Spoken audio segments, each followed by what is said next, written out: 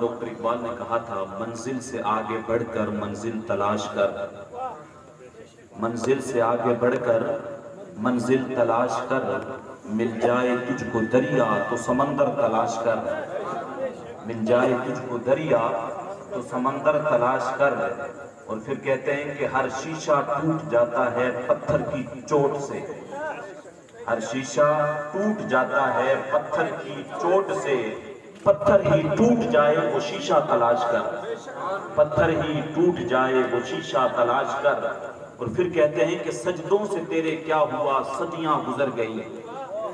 सजदों से तेरे क्या हुआ सदियां गुजर गई, दुनिया तेरी बदल दे वो सजदा तलाश कर, दुनिया तेरी बदल दे सजदा तलाश कर। और हर इंसान जल रहा है अदावत की आग में, दुश्मनी की, हसद की, बुग़्ज़ की आग में,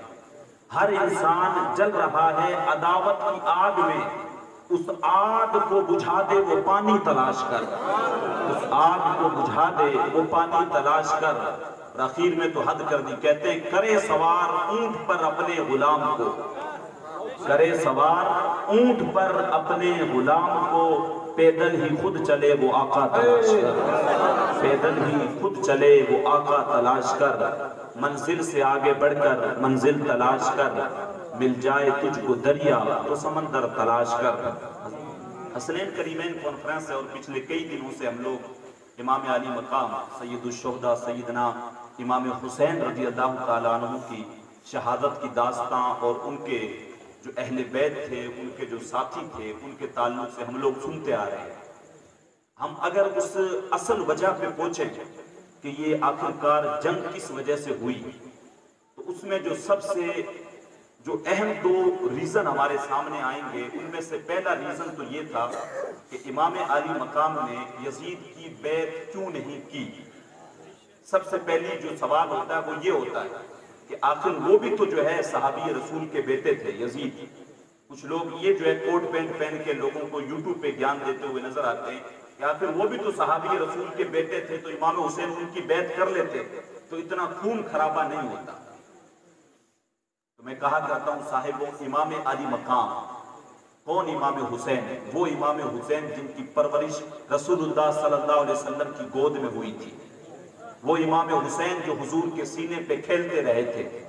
वो इमाम हुसैन जिनके लबों को रसूलुल्लाह ने बोसा दिया था, वो इमाम हुसैन जिनकी गर्दन को हुजूर चूमा करते थे, वो इमाम हुसैन जब रोते हैं तो सैयदा फातिमा से हुजूर खुद इरशाद फरमाते हैं, फातिमा हुसैन को चुप करवाओ, हुसैन का रोना मुझे तकलीफ देता है। वो इमाम हुसैन जो हसन और हुसैन के हाथ पकड़ के मेरे हुजूर इरशाद फरमाते हैं, ये मेरे दोनों बेटे जन्नती जवानों के सरदार हैं। वो हुसैन जिनके ताल्लुक से मेरे हुजूर इरशाद फरमाते हैं, अल हुसैन मिन्नी व अना मिनल हुसैन, मैं हुसैन से हूं और हुसैन मुझसे हैं। वो हुसैन जिनकी परवरिश रसूलुल्लाह के घर में होती रही, वो इमाम हुसैन के सैयदना उसामा इब्न ज़ैद इरशाद फरमाते हैं कि एक रात मुझे कोई हाजत पेश आई, मैं हुजूर की खिदमत में जब गया, सहाबा को जब भी जरूरतें पेश आती थी तो वो हुजूर की चौखट पे चले जाया करते थे और हुजूर से जाके अपने सवाल किया करते थे। कहते मैं हुजूर की खिदमत में गया और सहाबा का मामूल ये था कि अदब से जाके दरवाजे पे जो है दस्तक नहीं देते थे, चुपचाप बैठ जाते थे। और कभी कोई ज्यादा हाजत पेश आती थी तो ये उंगली के जो पोरे हैं इनसे जो है दरवाजे के ऊपर दस्तक देते थे कि हुजूर को तकलीफ ना हो। और सागर सिद्दीकी ने जो है अपने तखय्युल में कहा था कि मैंने पलकों से दरे यार पे दस्तक दी है,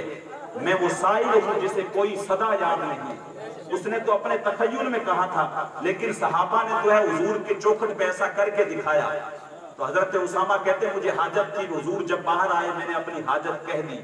और हुजूर ने जो है मेरी जरूरत पूरी कर दी। लेकिन मैंने जब देखा कि हुजूर बाहर आए तो हुजूर ने चादर ओढ़ रखी थी और हुजूर की चादर के अंदर कुछ हरकत हो रही थी, तो मेरी जब जरूरत पूरी हो गई तो मुझसे रहा नहीं गया, मैंने पूछ लिया हुजूर आपके जो है चादर में कुछ हरकत हो रही है, क्या चीज है? कहते हुजूर ने बजाय मुझे के बताते फकाशा पाऊ, हुजूर ने चादर ही खोल दी। कहते एक पहलू से इमाम हसन लटके हुए थे, दूसरे से इमाम हुसैन लटके हुए थे, दोनों लटके हुए। फिर हुजूर खुद इरशाद फरमाने लगे, कहा उसामा ये मेरे बेटे हैं, ये मेरी बेटी के बेटे हैं।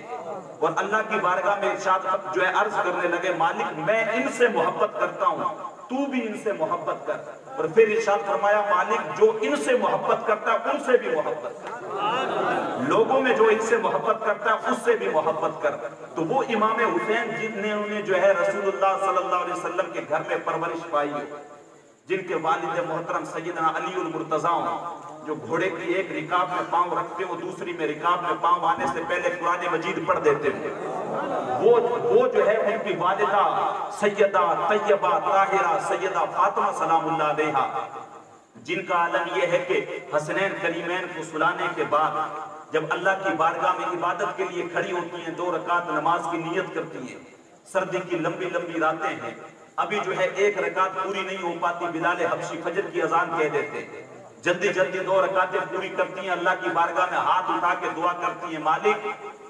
ये तेरी कैसी छोटी छोटी रातें हो गई है, तेरी जो है रात पूरी हो जाती है, तेरी बंदी का एक सजदा भी पूरा नहीं होता, कोई तो ऐसी रात बना दे कि मैं दिल खोल के तेरी इबादत कर सकूं। तो वो इमाम हुसैन जिनकी परवरिश जो है मौला अली सैयदा फातिमा के घर में हुई हो, वो जो रसूलुल्लाह का लुआब दहन पीते रहे हों, रसूलुल्लाह जिनकी पेशानी को बोसा देते रहे हों, जब उन्होंने यजीद को देखा कि ये तो जो है शराब के प्याले अपने पास रखता है, ये तो नमाज भी नहीं पढ़ता है, ये तो जो है फासिक है, फाजिर है, मस्जिदों की बेहुरमती करता है, जब ये मामला देखा यजीद ने बैत के लिए कहा तो इमाम अली मकाम ने कहा तेरे जैसे शख्स की मैं कभी भी बैत कर ही नहीं सकता, तेरे हाथ में अपना हाथ दे ही नहीं सकता, ला तुबायु मिसलहु, मैं तेरे जैसे शख्स की बैत कर ही नहीं सकता। पहली वजह तो ये थी, उस तरफ मैं नहीं जाना चाहता, वो लंबी गुफ्तगू हो जाएगी। दूसरी चीज, इमाम अली मकाम के मुकाबले में जो लोग आए, आखिर उनकी इमाम अली मकाम से क्या दुश्मनी थी और वो इमाम अली मकाम से जंग क्यों कर रहे थे, किस चीज के लालच में कर रहे थे। तो जब अगर हम वजह तलाश करने की कोशिश करते हैं तो यजीद ने सबको लालच दे रखा था कि जो भी इमाम अली मकाम का सरे मुबारक लेके आएगा उसको 1000 सोने के सिक्के मिलेंगे। तो ये माल का लालच था जो उनको नवासाए रसूल के कत्ल करने पे भी जो है आमादा कर गया। वो नवासाए रसूल जिनके ताल्लुक से मेरे हुजूर ने इरशाद फरमाया कि ये तो जन्नती जवानों के सरदार हैं, ये जब तक जिसको इजाजत नहीं देंगे जवान जन्नत में जो है दाखिल हो ही नहीं सकते। ये सब कुछ बातें उनको पता है, लेकिन उसके बावजूद भी जो है माल का लालच ऐसा है कि बंदे को जो है फिर रसूलुल्लाह सल्लल्लाहु अलैहि वसल्लम के नवासों को शहीद करने पे भी उनको आमादा कर दिया। और ये बदबख्त जो है वो रसूलुल्लाह सल्लल्लाहु अलैहि वसल्लम के नवासों पे तलवारें खींच लाए, भाले खींच लाए। और ये आज अगर देखें तो वो उस दौर की बात नहीं है, उस दौर से लेके आज तक देखें तो माल की मोहब्बत के अंदर हर बंदा जो है वो गर्क है। ये माल ने जो है आपस में हमारे रिश्ते जो हैं उनको खराब करके छोड़ दिया है। अब इसको जो है मैं आज थोड़े से वक्त में समझाने की कोशिश कर रहा हूं कि कुरान और हदीस की रूह से माल किस तरीके से बंदे को अख्ज़ करना चाहिए और कुरान में उस ताल्लुक से क्या क्या चीजें आई हैं। तो मुख्तसर में अगर हम देखें तो कुरान मजीद के अंदर अल्लाह तबारक व तआला ने सूरह फजर आयत नंबर 20 में इरशाद फरमाया, वतुहिब्बूनल माला हुब्बन जम्मा, तुम्हारी हालत यह है कि तुम माल से बहुत मोहब्बत करते हो। इंसान की फितरत के अंदर अल्लाह ने चीज रखी है कि माल की तरफ वो जाएगा ही जाएगा। फिर दूसरी आप आयत उठा के देखेंगे तो अल्लाह तबारक व तआला ने इरशाद फरमाया सूरह आदियात में, व इन्नहू लिहुब्बिल खैरि लशदीद, इसकी हालत यह है कि ये माल की मोहब्बत में बड़ा सख्त हो गया है, माल ने जो है इसको अंधा करके छोड़ दिया है। ये जो है कुरान मजीद के अंदर आया, अल्लाह तबारक व तआला ने माल का जिक्र कुरान में रखा है, लेकिन अल्लाह तबारक व तआला ने इरशाद फरमाया कि बंदा जब माल इकट्ठा करने लगे, माल क्योंकि जिंदगी की जरूरत है, उसके बगैर बंदा जिंदगी गुजार नहीं सकता, लेकिन उसके हासिल करने के तरीके क्या हो सकते हैं, किस तरीके से जो है वो उसको इकट्ठा करे। तो अल्लाह तबारक व तआला ने कुरान मजीद में जो है इरशाद फरमाया कि माल उतना इकट्ठा करे जिससे उसका ईमान खराब ना हो। अगर माल से बंदे का ईमान खराब हो जाता है, फिर चाहे वो कितना ही उस माल को अल्लाह की राह में खर्च करे, उसके लिए फिर आखिरत में कुछ नहीं है। अल्लाह ने कुफार की मिसाल दे के कुरान में इरशाद फरमाया, मसलुल्लज़ीना कफरू बिरब्बिहिम अअमालहुम करमादिन इश्तद्दत बिहिर रीहु फी यौमिन आसिफिन। अल्लाह ने इरशाद फरमाया उन काफिरों की मिसाल उनके अमाल अल्लाह तबारक व तआला ने इस तरीके से कर दिए जिस तरह आंधी के दिनों में तेज आंधी चलती है और फिर राख जो है वो उड़ जाती है। तो माल की मोहब्बत के अंदर जब बंदा कोई इस तरीके से गर्क हो जाता है और जो है आखिरत पे ध्यान नहीं देता, तो कुफार की मिसाल अल्लाह तबारक व तआला ने बयान फरमाई कि इनके अमाल जो है ये दुनिया में किसी के साथ भलाई करें, कितना कुछ भी खर्च करें, ये इनकी मिसाल जो है वो उस राख की तरह है जिसको तेज आंधी आए और उड़ा के ले जाए। अब वो उसको इकट्ठा करने की भी कोशिश करते हैं। आगे शर्त में ला यक़दिरूना मिम्मा कसबू अला शै। अब वो जब आंधी उसको उड़ा के ले जाती है तो ये उस चीज पे कादिर भी नहीं रहते कि उसको इकट्ठा कर सके। राख को आप क्या जमा करेंगे जब तेज आंधी उसको उड़ा के ले जाए? तो कहा कि जो है कुफार की मिसाल भी इसी तरीके से है। अगर कोई अमल करते हैं तो इनका अमल जो है वो राख के ढेर की तरह है। तो मैं और आप सोचें कि हम माल तो इकट्ठा करें,